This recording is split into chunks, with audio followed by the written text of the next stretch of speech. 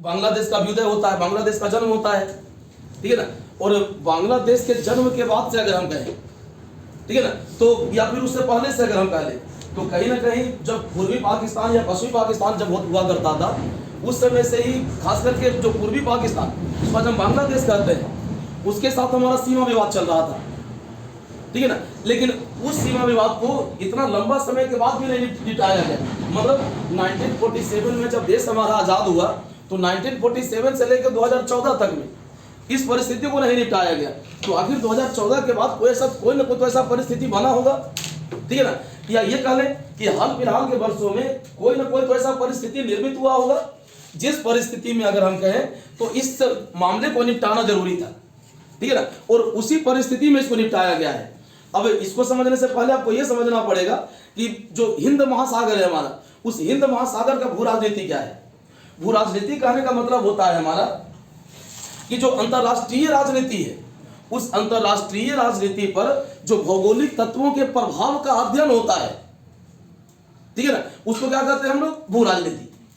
तो भू राजनीति है क्या, तो अंतरराष्ट्रीय राजनीति पर भौगोलिक तत्वों के प्रभाव का अध्ययन है, ठीक है ना। अब अगर हम बात करें हिंद महासागर का, तो हिंद महासागर को देखिए,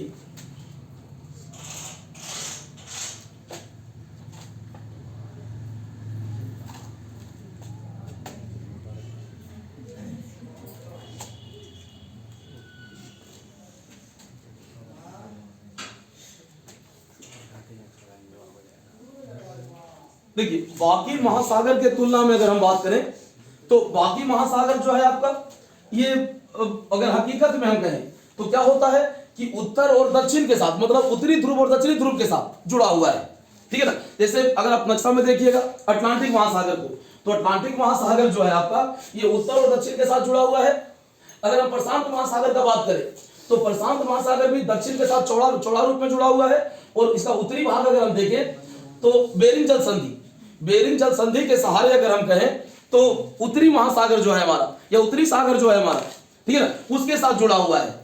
लेकिन इन दोनों के तुलना में अगर हम कहें, जैसे अटलांटिक महासागर है हमारा और ये हिंद महासागर है हमारा, इस अटलांटिक महासागर और हिंद महासागर दोनों से अगर हम अलग देखें, तो अटलांटिक महासागर और प्रशांत महासागर अगर हम दोनों से अलग हटके देखें, तो हिंद महासागर का स्वरूप आपको अलग दिखाई देगा, ठीक है ना। अब सबसे बड़ा चीज कि हिंद महासागर में भाई अटलांटिक महासागर और प्रशांत महासागर दोनों से अलग क्या है, ठीक है ना। तो सबसे बड़ा जो अंतर है इसमें, वो सबसे बड़ा अंतर यह है कि हिंद महासागर जो है हमारा एक बंद प्रकार का सागर है, ठीक है ना। एक बंद प्रकार का सागर हम इसलिए कह सकते हैं कि इसके पश्चिम में अगर हम देखें, तो पश्चिम में अगर हम बात करें, तो पश्चिम में क्या अफ्रीका महाद्वीप है, ठीक है ना। और अगर हम बात करें तो इसके पूर्वी भाग में दक्षिण पूर्वी एशिया है, ठीक है ना, ऑस्ट्रेलिया है। दक्षिण में अगर हम बात करें तो दक्षिणी सागर है, ठीक है ना। और उसके दक्षिण में जाए तो अंटार्कटिका महाद्वीप है हमारा, ठीक है ना। मतलब ये दक्षिण में अगर हम कहें तो दक्षिणी सागर के साथ तो जुड़ रहा है।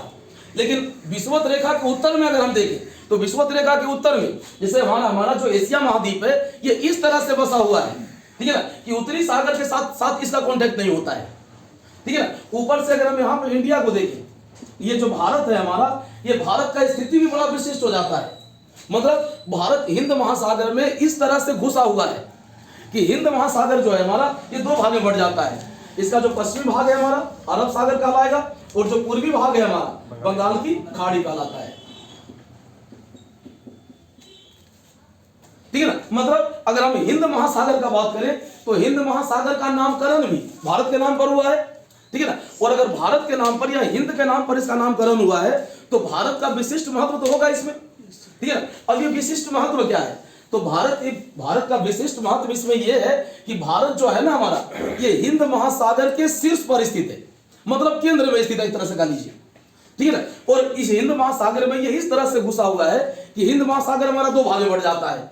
मतलब अगर पूरे के पूरे हिंद महासागर पर आपको कंट्रोल रखना है, तो कंट्रोल रखने के लिए सबसे पहले क्या करना होगा, आपको भारत पर कंट्रोल करना होगा, ठीक है ना। कहीं जो भारत है हमारा, ये भारत एक प्रभावशाली भूमिका में है, खास करके हिंद महासागर में, ठीक है ना। ऊपर से हम कह रहे हैं कि हिंद महासागर जो हमारा एक बंद प्रकार का सागर है, और बंद प्रकार का सागर होने के कारण अगर हम कहें, ठीक है ना, तो इसमें जो व्यापार वाणिज्य होता है हिंद महासागर में, कुछ खास रीजन के सहारे हो सकता है। मतलब कुछ खास ही जलमार्ग बनता है इसमें, जिस जलमार्ग के सहारे अंतरराष्ट्रीय व्यापार संभव होता है। अब ये खास जलमार्ग कहां कहां से बनता है, तो सबसे पहला अगर हम देखें तो यहां से एक जलमार्ग ये जाता है हमारा, ठीक है ना, ये लाल सागर, फारस की खाड़ी और भूमध्य सागर से होते हुए या सूरज नहर को पार करके कहां जाता है, मतलब लाल सागर, और लाल सागर को पार करेगा, लाल सागर को पार करके कहां जाएगा, सूरज नहर, और सूरज नहर को पार करके कहां पहुंचेगा, भूमध्य सागर में, और भूमध्य सागर के रास्ते कहां चला जाएगा, उत्तरी अटलांटिक महासागर में। मतलब एक जलमार्ग बन गया ये। जैसे यहाँ पे देखिए, यहां से अगर हम बढ़े तो लाल सागर को पार करके सूरज नहर हो गया हमारा, कहां निकल जाएंगे, भूमध्य सागर में, ठीक है ना।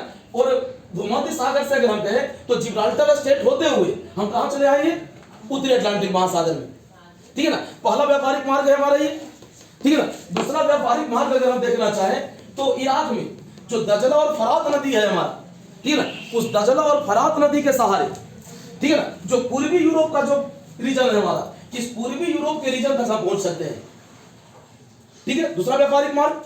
तीसरा व्यापारिक मार्ग अगर हम देखें तो ये मलक्का स्टेट, मलक्का स्टेट के सहारे हम सुदूर पूर्व एशिया या जो पूर्वी और दक्षिण पूर्वी एशिया जो है हमारा, वहां तक पहुंच सकते हैं, ठीक है ना। एक जलमार्ग जो हमारा बनता है ये जो अफ्रीका है हमारा, इसका जो दक्षिणी भाग है इसको हम उत्तरमासा अंतरीप कहते हैं। इस उत्तरमासा अंतरीप से होके, ठीक है ना, मतलब दक्षिणी अटलांटिक में आ सकते हैं, और दक्षिणी अटलांटिक को पार करके आप दक्षिणी अमेरिका महाद्वीप यहां तक जा सकते हैं, ठीक है ना। इसका एक जो व्यापारिक मार्ग बनता है हमारा, ठीक है ना, ये ऑस्ट्रेलिया के दक्षिण की ओर से, ठीक है ना, जो दक्षिणी प्रशांत महासागर है हमारा, इस दक्षिणी प्रशांत महासागर में प्रवेश कर सकते हैं।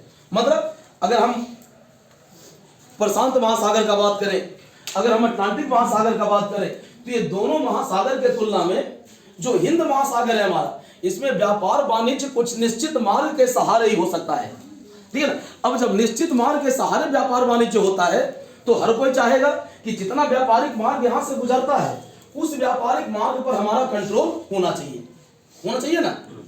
अब जब इस तरह का अगर हम व्यू रखेंगे कि जितना व्यापारिक मार्ग यहां से गुजर रहा है उस व्यापारिक मार्ग पर हमको कंट्रोल रखना है। जैसे देखिए, हिंद महासागर का ये जो विशेषता है कि कुछ खास रीजन के सहारे ही इंटरनेशनल ट्रेड हो सकता है, इस व्यवस्था को सबसे पहले जो समझा था ना, ये कौन समझा, पुर्तगाली। और पुर्तगाली इसी व्यवस्था को समझ के, ठीक है ना, भारत में एक उपनिवेश स्थापित करने में सफल हुआ, ठीक है ना। बाद में पुर्तगाली के पश्चात अगर हम देखें तो इस चीज को कौन समझा, अंग्रेज।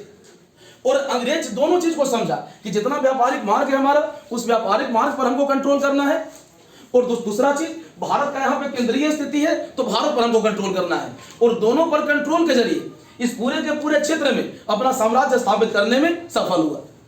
मतलब अगर हम हिंद महासागर का बात करें तो हिंद महासागर का जो भू राजनीति है, जो जियो पॉलिटिक्स है, वो इस तरह का है कि जो खास करके एशिया पर कब्जा कर लेगा या जो हिंद महासागर पर कब्जा कर लेगा, ठीक है ना, इसका पूरे के पूरे एशिया पर कंट्रोल हो जाएगा, नहीं हो जाएगा। ऊपर से अगर हम बात करें तो ये जो रीजन हमारा बन रहा है, जो बेल्ट हमारा बन रहा है, इस बेल्ट का अपना विशेषता है कि 90% जो तेल का व्यापार होता है। अब देखिए, आज के विकास के युग में अगर हम बात करें तो हर देश को विकास करना है, और हर देश को विकास करने के लिए ईंधन का आवश्यकता है, ठीक है ना। और ईंधन का सबसे बड़ा स्रोत है कौन, पश्चिम एशिया, ठीक है ना। और पश्चिम एशिया का जो भी कंट्री है ना, ये ईंधन का सबसे बड़ा स्रोत है। मतलब ईंधन का सबसे ज्यादा व्यापार अगर किसी सागर के सहारे होता होगा तो किस सागर के सहारे, हिंद महासागर के सहारे, ठीक है ना। अब हर देश को अपना विकास करना है, और विकास करने के लिए क्या करना होगा, उसको तेल का आवश्यकता होगा। तो हर देश ये चाहेगा ना कि जो तेल का जो मार्ग है हमारा, तेल का जो व्यापारिक मार्ग है हमारा, उस मार्ग पर हमारा कंट्रोल होना चाहिए, ठीक है, वो चाहे हमारा भारत हो या दुनिया का कोई भी कंट्री हो। ऊपर से अगर हम बात करें तो ये जो पूरा का पूरा रीजन देख रहे हैं ना, ये पूरा घना बसा रीजन है, ठीक है ना। और घना बसा रीजन होने के कारण होता क्या है कि विश्व का लगभग 2/3 आबादी हमारा इसी रीजन में निवास करता है, ठीक है ना। मतलब जनसंख्या के मामले में भी अगर हम कहें तो ये पूरा का पूरा जो रीजन है हमारा, ठीक है ना, ये संपन्न हो जाता है। अगर हम तेल के व्यापार का बात करें तो तेल के व्यापार का मैक्सिमम हिस्सा इसी रीजन से गुजरता है, ठीक है ना। और ये जो परिस्थिति हमारा बन रहा है ना, ये कहीं ना कहीं हिंद महासागर को, ठीक है ना, एक राजनीति का अखाड़ा बना देता है। अगर हम बात करें खास करके चाइना के संदर्भ में, ठीक है ना, तो चीन जो है ये उसका एक पॉलिसी रहा है, और चीन का पॉलिसी क्या है? तो चीन के पॉलिसी को ही हम लोग स्ट्रिंग ऑफ पर्ल्स कहते हैं। क्या कहते हैं? String of pearls. हिंदी में इसको कहते हैं मोतियों की माला। ये मोतियों की माला क्या है? तो ये मोती का स्वच्छ माला नहीं है। ये जो मोती का माला है ना, ये जहरीला मोती का माला है। मतलब इसमें तरह से कह लीजिए ना, जहर लगा हुआ है। अब ये जहर कैसे लगा हुआ है? ये जो शब्द गढ़ा गया है स्ट्रिंग ऑफ पर्ल्स का, ये शब्द गढ़ा कौन है? तो ये शब्द गढ़ने वाला जो अमेरिका का सैन्य विभाग पेंटागन है, ठीक है ना। और ये गढ़ा किस संदर्भ में?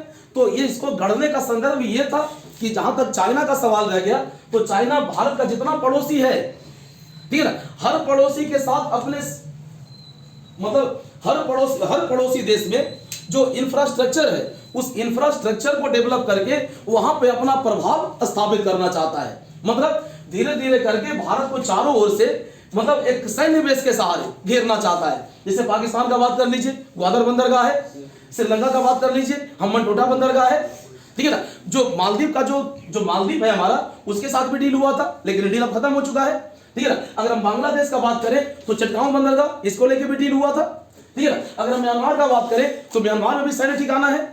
ऊपर से अगर हम अफ्रीका का बात करें तो अफ्रीका का जो हॉर्न है, जो बाहर की ओर निकला हुआ है, ठीक है ना, यहाँ पे कंट्री है जिबूती। इस जिबूती में भी इसका सैन्य अड्डा है, ठीक है ना। अब सबसे बड़ा चीज तो ये कि भाई सागर में भारत का जितना पड़ोसी है, हर पड़ोसी देश में अपना सैन्य ठिकाना को स्थापित करके ये भारत को चारों ओर से घेरने का नीति अपनाता है। और यही जो नीति है चाइना का, इसी नीति को क्या कहते हैं? स्ट्रिंग ऑफ पर्ल्स का नीति। ये शब्द गढ़ा कौन है? तो अमेरिका का रक्षा विभाग पेंटागन, ठीक है ना। और इस संदर्भ में अगर हम बात करें तो सबसे बड़ा चीज तो ये कि अगर हम समुद्री मार्ग के सहारे देखें तो समुद्री मार्ग के सहारे जो सबसे बड़ा चीज हुआ कि स्ट्रिंग ऑफ पर्ल्स के सहारे घेर लेना है, ठीक है ना। और स्थल पर अगर हम बात करें ना तो बॉर्डर रोड इनिशिएटिव, जो BRI का प्रोजेक्ट है चीन का, इस BRI प्रोजेक्ट के सहारे उत्तर से घेर लेना है। मतलब भारत को चारों तरफ से बंद कर देना है, ठीक है ना। और ये जो पॉलिसी है हमारा, इस पॉलिसी को अगर हमको खंडित करना था, या चाइना का ये जो पॉलिसी है, इस पॉलिसी को अगर हमको तोड़ना था, ठीक है ना, तो हमारा जितना पड़ोसी देश है, चाहे वो श्रीलंका हो, चाहे मालदीव हो, चाहे बांग्लादेश हो, पाकिस्तान हो, कोई भी पड़ोसी हो हमारा, हर पड़ोसी देश के साथ हमको अपना संबंध बेहतर बनाना था, ठीक है ना। जैसे अगर हम बात करें तो खास करके जब शीत युद्ध का अंत होता है, ठीक है ना, या शीत युद्ध के अंत से भी पहले अगर हम बात करें तो कहीं ना कहीं जो भारत है हमारा, ये खास करके दक्षिण एशिया में, ठीक है ना, एक सबसे बड़ा कंट्री के रूप में है, सबसे प्रभावशाली कंट्री के रूप में है। और भारत के सीमा पर जो भी कंट्री स्थित है, ये कंट्री मेनली छोटा छोटा कंट्री है, ठीक है ना। और भारत का जहां तक सवाल रह गया तो भारत का हमेशा से पॉलिसी रहा है नेबर फर्स्ट, पड़ोसी प्रथम, ठीक है ना। और इसी पड़ोसी प्रथम के नीति के तहत भारत क्या करता है? एक बड़ा दिल दिखाता है, और बड़ा दिल दिखाते हुए कहीं ना कहीं जितना छोटा छोटा पड़ोसी कंट्री है हमारा, ठीक है ना, उस पड़ोसी कंट्री को हम रियायत भी प्रदान करते हैं, ठीक है ना। और इसी रियायत प्रदान करने के क्रम में अगर हम बात करें तो जिस तरह से चाइना भाई भारत को घेरने का पॉलिसी अपनाया, अब इसी पॉलिसी के संदर्भ में अगर हम कहें, ठीक है ना, तो जितना पड़ोसी देश है हमारा, उस पड़ोसी देश के साथ अगर हम संबंध को बेहतर नहीं बनाते हैं तो इसका नुकसान क्या होगा? ठीक है ना, कि वो कंट्री जो है ना, ये चीन के फेवर में चला जाएगा, ठीक है ना। और जब चीन के फेवर में चला जाएगा तो एक तो अगर हम हम्बनटोटा का बात करें श्रीलंका में, ठीक है ना, तो हम्बनटोटा में जिस तरह से पोर्ट डेवलप किया, अगर बाकी कंट्री में भी पोर्ट डेवलप कर लेता है, एक सैन्य ठिकाना बना लेता है, सैन्य बेस बना लेता है, ठीक है ना, तो इसका सीधा सीधा नुकसान किसको झेलना पड़ेगा? भारत को, ठीक है ना। तो ऐसा परिस्थिति में अगर हम भारत का बात करें तो भारत का भी तो फर्ज बनता है ना कि जितना पड़ोसी देश है हमारा, उस पड़ोसी देश के साथ संबंध को बेहतर किया जाए, ठीक है। ऊपर से अगर हम बात करें तो चाइना का खास करके दक्षिणी चीन सागर में जितना पड़ोसी है चीन का, शायद ही कोई पड़ोसी ऐसा होगा जिस पड़ोसी के साथ उसका सीमा विवाद नहीं है, ठीक है ना। अब अगर चाइना के पड़ोसी के साथ अगर चीन का सीमा विवाद है और अगर हमको चीन के उसी के भाषा में जवाब देना है, ठीक है ना, तो करना क्या होगा कि भाई हमारा जो परंपरागत पॉलिसी होगा, हमारा जो पहले से चलने वाला पॉलिसी होगा, उस पॉलिसी में हमको रिफॉर्म करने का जरूरत पड़ेगा, ठीक है ना। अब ये रिफॉर्म किस तरह से करेंगे हम? तो जितना भी पड़ोसी कंट्री है हमारा, उस पड़ोसी कंट्री के साथ व्यापार वाणिज्य का लीजिए, सांस्कृतिक और सामाजिक व्यवस्था को कह लीजिए, जो इंफ्रास्ट्रक्चर को कह लीजिए, ठीक है ना, परिवहन के साधन को डेवलप करना हो, हर चीज को हमको बेहतर बनाना है। मतलब हर मामले में एक कनेक्टिविटी डेवलप करना है हमको, ये कनेक्टिविटी किसी एक मामले में नहीं होना है, ये हर मामले में होना है। सामाजिक सांस्कृतिक व्यवस्था में अगर हम खास करके दक्षिण पूर्वी एशिया का बात करते हैं, तो दक्षिण पूर्वी एशिया के साथ भारत का जो संबंध है कोई नया संबंध नहीं है, ठीक है ना। अगर हम बौद्ध धर्म का बात करें तो बौद्ध धर्म का उदय कहां हुआ? भारत में।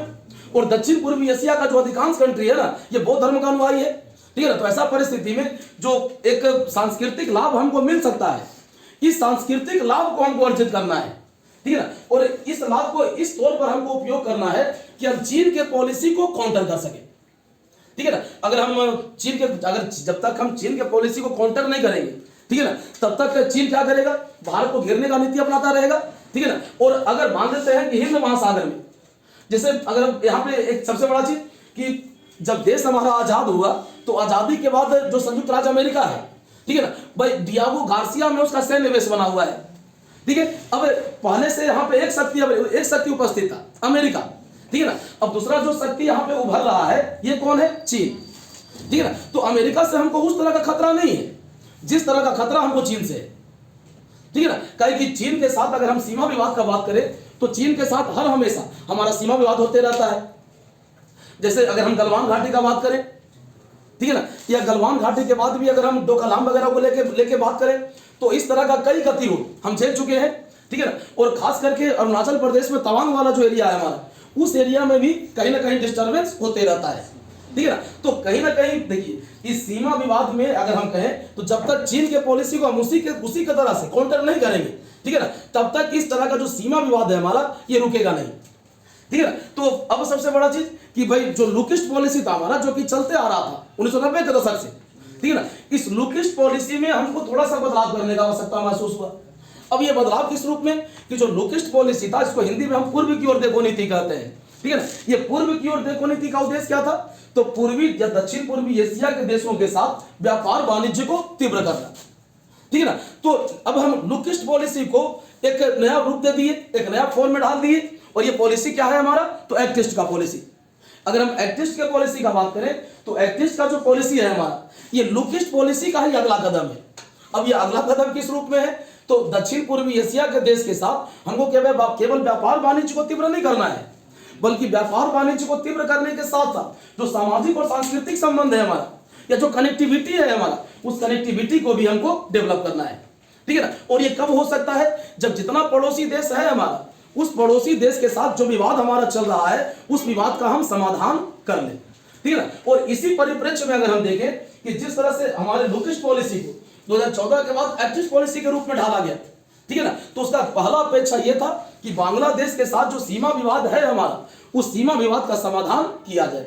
और उसी सीमा विवाद के संदर्भ में अगर हम कहें तो कहीं ना कहीं जो स्थिति बन के आ रहा है ना, ये बांग्लादेश के साथ सीमा विवाद का समाधान किया गया। ऊपर से अगर हम बात करें पूर्वोत्तर भारत का, तो पूर्वोत्तर भारत जो है हमारा, एक तरह से कह लीजिए कि भाई जनजाति बहुल रीजन है, ठीक है ना। यहाँ वन संसाधन बहुत मिलेगा आपको, जनजाति बहुत मिलेगा आपको, नदी नाला वगैरह बहुत मिलेगा आपको, ठीक है ना। और अगर हम वैश्वीकरण का बात करें तो इस वैश्वीकरण का उतना फायदा दक्षिण पूर्वी एशिया को नहीं मिला है जितना फायदा कि उसको मिलना चाहिए था, ठीक है ना। अगर हम पूर्वोत्तर भारत का बात करें तो पूर्वोत्तर भारत का जो भी व्यापार वाणिज्य होता है, जो भी अंतर्राष्ट्रीय व्यापार होता है, ये कलकत्ता बंदरगाह के सहारे होता है, ठीक है ना। अब कलकत्ता बंदरगाह के सहारे अगर कोई व्यापार वाणिज्य हो रहा है, ठीक है ना, तो यहां से माल को कलकत्ता बंदरगाह तक लाने में एक लंबा समय खर्च होगा हमारा, लंबा समय भी जाएगा, ठीक है ना। और ऊपर से एक धन भी हमको लगाना पड़ेगा।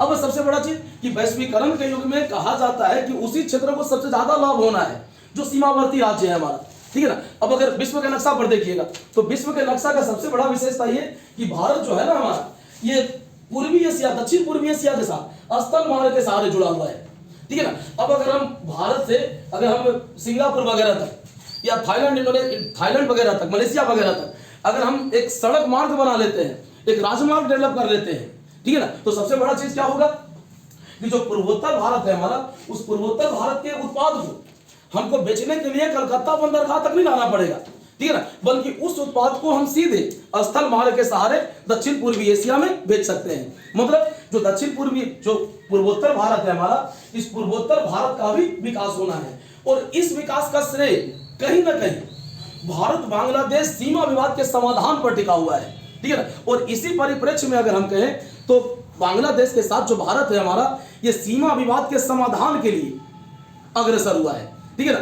और इतना जल्दीबाजी में कह लीजिए कि जिस समस्या को हम लगभग 70 साल में नहीं निपटा पाए, ठीक है ना, उस समस्या को इतना जल्दीबाजी में निपटा दिया गया, ठीक है ना। तो निपटाने का सबसे बड़ा वजह क्या कि भाई बदलते वैश्विक परिदृश्य में अपने आप को स्थापित रखने का जो प्रक्रिया था हमारा, यही प्रक्रिया कहीं ना कहीं अपने पॉलिसी में बदलाव करने के लिए हमको प्रेरित करता है, ठीक है ना। और इसी परिप्रेक्ष्य में अगर हम कहें तो कहीं ना कहीं जो बांग्लादेश है हमारा, उस बांग्लादेश के साथ जो सीमा विवाद था, हम उस सीमा विवाद का समाधान करते हैं।